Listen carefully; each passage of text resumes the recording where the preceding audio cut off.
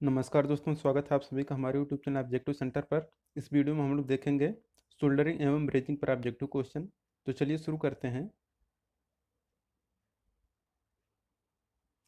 पहला क्वेश्चन है कि कार्य सतह से चिकनाई हटाने के लिए प्रयोग किया जाने वाला रासायनिक पदार्थ क्या होता है। ऑप्शन है एमीन, एल्कलाइन, एल्डिहाइड, डी है ये सभी। तो वर्कपीस का जो सरफेस रहता है उससे चिकनाई हटाने के लिए हम लोग जो रासायनिक पदार्थ यूज करते हैं वह एल्केलाइन रहता है। तो यहाँ पे इसका बी आंसर से हो जाएगा। एल्केलाइन हम लोग यूज करते हैं कार्य सतह से चिकनाई हटाने के लिए। दूसरा क्वेश्चन है, निम्न में से सोल्डरिंग आयरन का भाग नहीं है। ऑप्शन है थ्रिक, सैंक, बिट या टिप, डी है एज। तो आपको पता होगा कि जो सोल्डरिंग आयरन होता है उसमें आपका सैंक, बिट या टिप और एज ये सभी रहता है, जबकि थ्रिक नहीं रहता है। जो सोल्डरिंग आयरन का भाग नहीं है वह है आपका थ्रिक। थ्रिक क्या होता है? सोल्डरिंग आयरन का भाग नहीं होता, जबकि सैंक, बिट और टिप जो और एज ये सब सोल्डरिंग आयरन के भाग हैं।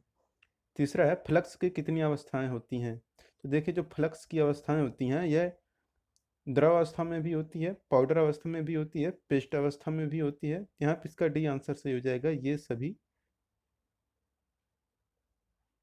चौथा क्वेश्चन है, तांबे की सोल्डरिंग के लिए प्रयुक्त हो सोल्डर में कितने प्रतिशत लेड होता है। ऑप्शन है 50%, 40%, 60%, 36%।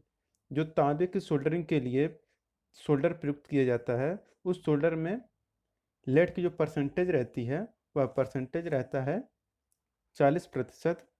यहाँ पे इसका सी आंसर से हो जाएगा, 40% होता है। तांबे की सोल्डरिंग के लिए जो सोल्डर युक्त प्रयुक्त किया जाता है उसमें जो लेड होता है वह 40% होता है। पांचवा है कि पाइपों की सोल्डरिंग में प्रयुक्त होने वाला फ्लक्स को बताइए। ऑप्शन है zinc chloride, borax, tallow, resin. तो जो पाइपों की सोल्डरिंग में प्रयुक्त होता है फ्लक्स वह फ्लक्स रहता है टैलो। यहाँ पे इसका सी आंसर से हो जाएगा, टैलो। छठा क्वेश्चन है, निम्न में से क्षार की मात्रा युक्त फ्लक्स कौन सा है। तो क्षार की मात्रा युक्त फ्लक्स कौन सा? ऑप्शन है तरल फ्लक्स, कोरोसिव फ्लक्स, सी है आपका नॉन कोरोसिव फ्लक्स, डी है इनमें से कोई नहीं। तो जो क्षार की मात्रा युक्त फ्लक्स रहता है वह फ्लक्स रहता है कोरोसिव फ्लक्स। कोरोसिव फ्लक्स रहता है ये। इसमें क्या होता है, अम्ल और क्षार की मात्रा रहती है, तो इसलिए इससे क्या होता है, जंग लगने लगता है। तो यह आपका क्रोसिव फ्लक्स रहता है, और जिनमें अम्ल क्षार की मात्रा नहीं रहती वह नॉन क्रोसिव फ्लक्स रहता है और उससे जंग नहीं लगता है। सातवां क्वेश्चन है, स्टीयरिन फ्लक्स का प्रयोग किस धातु के लिए किया जाता है। ऑप्शन एल्युमिनियम, तांबा, आयरन, डी है इनमें से कोई नहीं। जो स्टीयरिन फ्लक्स का प्रयोग किया जाता है जिस धातु के लिए वह फ्लक्स रहता है एल्युमिनियम। एल्युमिनियम के लिए ही हम लोग स्टीयरिन फ्लक्स का यूज करते हैं। आठवां क्वेश्चन है, सॉफ्ट सोल्डरिंग कितने तापमान पर की जाती है। तो जो सॉफ्ट सोल्डरिंग की जाती है यह 450 डिग्री सेल्सियस से कम के तापमान पर किया जाता है। तो यहाँ पे इसका सी आंसर चलेगा, 450 डिग्री सेल्सियस से कम तापमान पर किया जाता है। और जो 450 डिग्री सेल्सियस से ज़्यादा तापमान पर किया जाता है वह आपका रहता है ब्रेजिंग। नौवां क्वेश्चन है, निम्न में से किस सोल्डरिंग आयरन का आकार कुल्हाड़ी के जैसा होता है। Option hatchet, plane, cartridge, D है इनमें से कोई नहीं। तो जिस सोल्डरिंग आयरन का आकार कुल्हाड़ी के आकार का होता है वह हैचेट रहता है। यहाँ पे इसका ए आंसर सही हो जाएगा, हैचेट सोल्डरिंग आयरन का आकार कुल्हाड़ी के जैसा होता है। 10वां, नॉन क्रोसिव फ्लक्स का उदाहरण बताइए। ऑप्शन है सुहागा, zinc chloride, hydrochloric acid, D है नौसादर। तो जो नॉन कोरोसिव फ्लक्स रहता है वह फ्लक्स रहता है आपका सुहागा। सुहागा क्या होता है? आपका नॉन कोरोसिव फ्लक्स होता है। 11 नंबर क्वेश्चन है, खाना पकाने वाले बर्तनों की सोल्डरिंग में प्रयुक्त फ्लक्स बताइए। ऑप्शन है olive oil, resin, borax, tallow. तो खाना पकाने वाले बर्तनों में जो सोल्डरिंग आयरन प्रयुक्त किया जाता है, सोल्डरिंग फ्लक्स यूज किया जाता है वह फ्लक्स रहता है आपका रेजिन। यहाँ पे इसका बी आंसर से हो जाएगा। स्टेनलेस स्टील की सोल्डरिंग के लिए, सॉरी, खाना पकाने वाले बर्तनों की सोल्डरिंग में जो प्रयुक्त फ्लक्स होता है वह रेजिन रहता है। और 12 नंबर क्वेश्चन है कि स्टेनलेस स्टील सोल्डरिंग के लिए कौन सा फ्लक्स काम में लिया जाता है। तो स्टेनलेस स्टील की सोल्डरिंग के लिए जो फ्लक्स यूज किया जाता है वह फ्लक्स रहता है आपका हाइड्रोक्लोरिक अम्ल भी रहता है, जिंक क्लोराइड भी रहता है और अमोनियम क्लोराइड भी रहता है। तो हम लोग क्या करते हैं, यहाँ पे तीनों, इन तीनों का मिश्रण भी रहता है। यहाँ पे इसका करेक्ट आंसर है ऑप्शन नंबर डी, इन तीनों का मिश्रण लिया जाता है। स्टेनलेस स्टील के सोल्डरिंग के लिए हाइड्रोक्लोराइड, जिंक क्लोराइड और अमोनियम क्लोराइड, इन तीनों का मिश्रण लिया जाता है। 13 नंबर क्वेश्चन है, हार्ड सोल्डर के गलनांक बिंदु की परास का मान बताइए। तो जो हार्ड सोल्डर के गलनांक बिंदु का जो परास होता है यह 350 डिग्री सेल्सियस से 500 डिग्री सेल्सियस तक होता है। यहाँ पे इसका बी आंसर से हो जाएगा 350 डिग्री सेल्सियस से 500 डिग्री सेल्सियस तक। चलते हैं नेक्स्ट क्वेश्चन पे। 14 नंबर क्वेश्चन है कि सोल्डर का पिघलाव बिंदु जोड़ी जाने वाली धातु के पिघलाव बिंदु की तुलना में होनी चाहिए। ऑप्शन अति उच्च, कम, अधिक, डी है, इनमें से कोई नहीं। तो जो सोल्डर का पिघलाव बिंदु होता है या जो धातुएं जोड़ी जाती हैं इनके गलनांक से कम होना चाहिए, नहीं तो क्या होगा कि जिसका गल अगर सोल्डर का पिघलाव बिंदु जोड़ी जाने वाली धातु के पिघलाव बिंदु से अगर तुलना में ज़्यादा हो जाएगा तो दिक्कत रहता है। तो यहाँ पे क्या होना चाहिए, कम होना चाहिए, क्योंकि जब सोल्डरिंग आयरन का टेम्परेचर कम होगा क्या होगा कि इसका जो जहाँ पे हम लोग वेल्डिंग करेंगे वहाँ पे ये आसानी से चिपक जाएगा, और नहीं तो अगर इसको ज़्यादा मेल्टिंग पॉइंट रहेगा क्या करेगा, ये अगला पदार्थ जो है हम लोग सोल्डरिंग करेंगे उसी को ही गला देगा। इसलिए हम लोग क्या करते हैं, जो जोड़ने वाले पदार्थ रहते हैं उसके गलनांक से हम लोग कम गलनांक रखते हैं। 15 नंबर क्वेश्चन है, सॉफ्ट सोल्डर किन पदार्थों से मिलकर बना होता है। तो जो सॉफ्ट सोल्डर रहता है यह पीबी और एसन से मिलकर बना रहता है, यानी कि लेड और टिन से मिलकर बना होता है। तो यहाँ पे इसका बी आंसर से हो जाएगा लेड और टिन। 16 नंबर क्वेश्चन है, तांबे व चांदी के लिए स्पेल्टर के गलनांक का मान बताइए। तो चांदी व तांबे के स्पेल्टर के लिए जो गलनांक होता है यह गलनांक होता है 600 डिग्री सेल्सियस से 850 डिग्री सेल्सियस तक। यहाँ पे इसका बी आंसर से हो जाएगा 600 डिग्री सेल्सियस से 850 डिग्री सेल्सियस तक। 17 नंबर क्वेश्चन है, पीतल धातु के लिए प्रयुक्त सोल्डर में टिन की मात्रा कितने प्रतिशत तक होती है। ऑप्शन है 40%, 40%, 60%, 66%। तो जो पीतल धातु होती है उसके लिए जो हम लोग सोल्डर यूज करते हैं उसमें जो टिन की मात्रा होती है वह 66% होती है। तो यहाँ पे इसका डी आंसर से हो जाएगा 66%।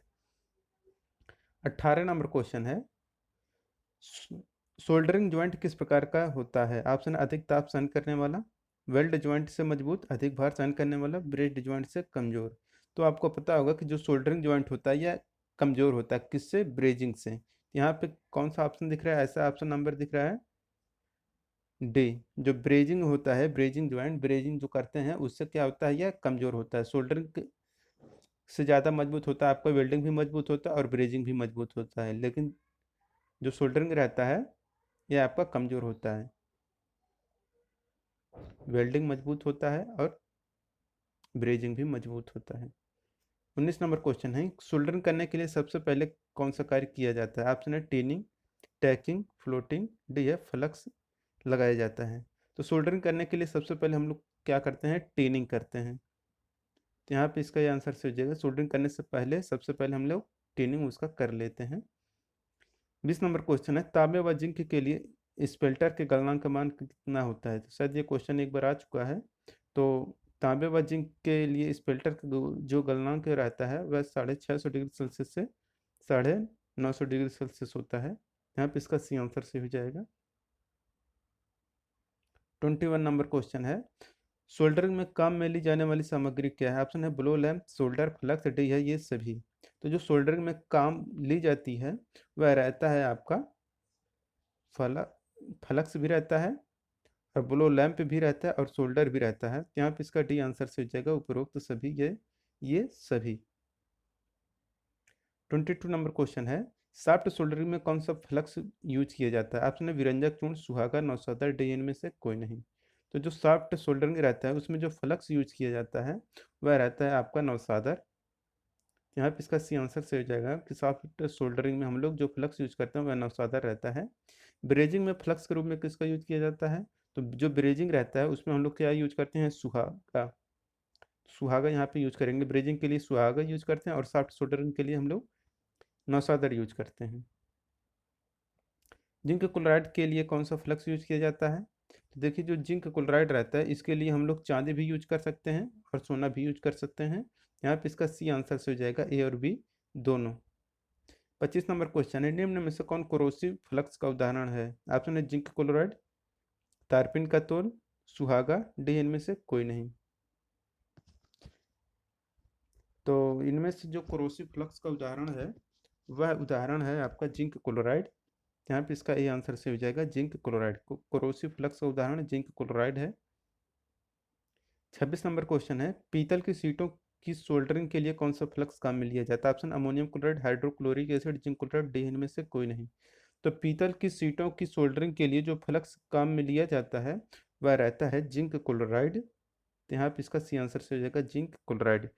पीतल की सीटों की सोल्डरिंग के लिए हम लोग जिंक क्लोराइड फ्लक्स के रूप में यूज करते हैं। 27 नंबर क्वेश्चन है, सोने की सोल्डरिंग के लिए कौन सा फ्लक्स यूज किया जाता है?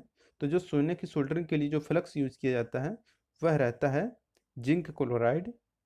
तो यहाँ पे इसका करेक्ट आंसर हो जाए option number A zinc chloride. सोने की सोल्डरिंग के लिए हम लोग जिंक क्लोराइड यूज करते हैं।